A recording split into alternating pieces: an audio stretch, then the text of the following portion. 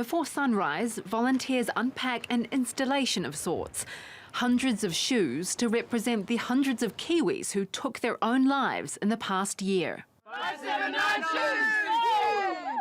All of the shoes were donated by families of the dead. 17-year-old Jess Purdue bringing more than most. It started about 7 years ago when I lost someone that I was really close to suicide, and since then my life has been deeply affected by 12 suicides in my town. The installation is travelling the length of the country to raise awareness of a shocking statistic. New Zealand has the highest youth suicide rate in the developed world, although the country's health minister says it's not the government's fault. Mental health disorders have just recently assumed a massive prominence in the consciousness of the public in all Western nations.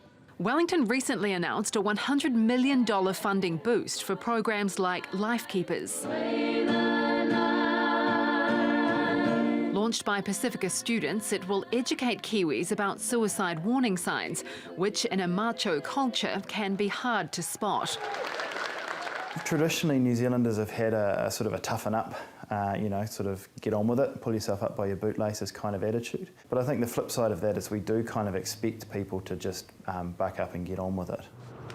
Psychotherapist Kyle McDonald says government education programs aren't enough. If we're not also addressing wider issues of economic equality, wider issues of violence and abuse in families, then it really is just a drop in the bucket.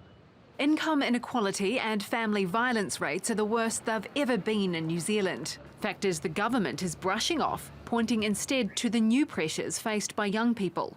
Bullying was never good, but it happened in front of a peer group. Now it's happening anonymously online. Jess rejects that explanation and is calling for a Royal Commission of Inquiry into the mental health sector, hoping that could stop others from adding their loved ones' shoes to the pile. Kim Vanell, TRT World, Auckland.